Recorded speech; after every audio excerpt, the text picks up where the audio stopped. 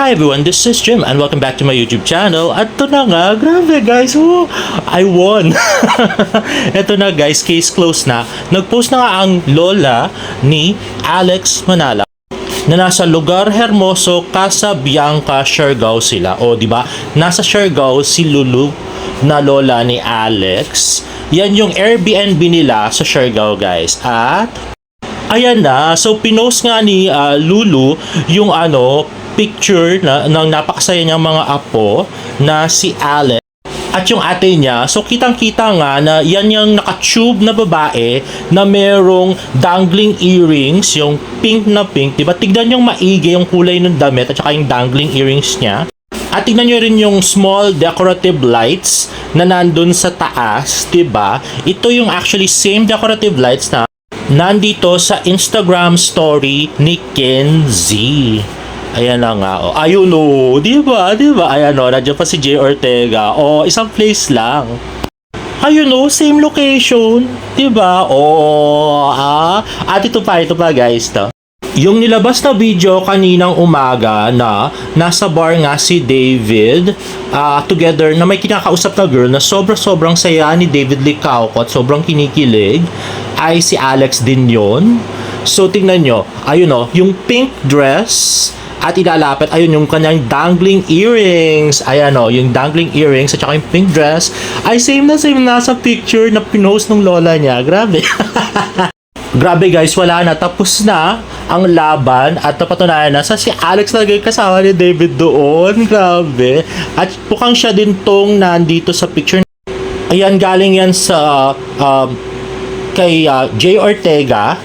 At ito ring nasa bar. Okay, siya din yan, diba? Lagi siya nakapuson ngayon, no?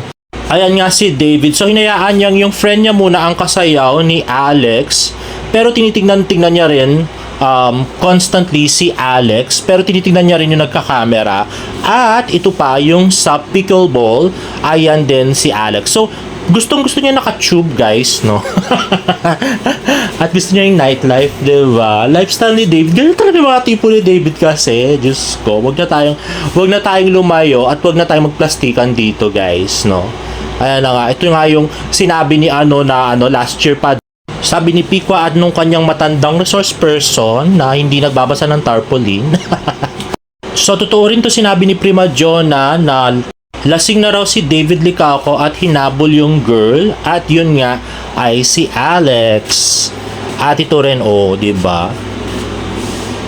So yun na nga guys, no. Ang kukulit kasi nung iba dyan, sabi ko na totoo yung sinasabi ko. Ayaw maniwag, pa kung sino galing, do.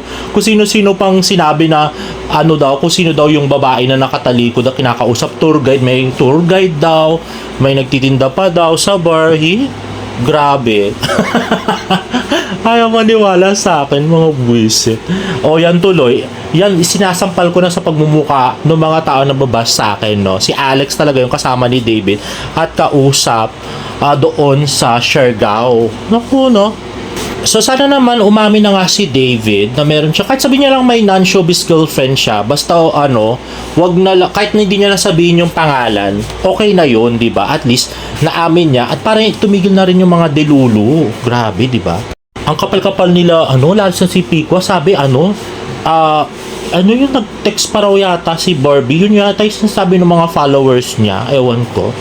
So, hindi ko pa napakinggan yung vlog ni Pikwa. Pero yun na nga guys. So may sila Pikwa din yata nagchismis na uwi na raw si David. Pero wala namang pictures or videos na umuwi na si David Licauco. So we're still waiting for that information, no? So wala pang chismis or wala pang updates nga na umuwi na si David Licauco or pauwi na si David Licauco, guys.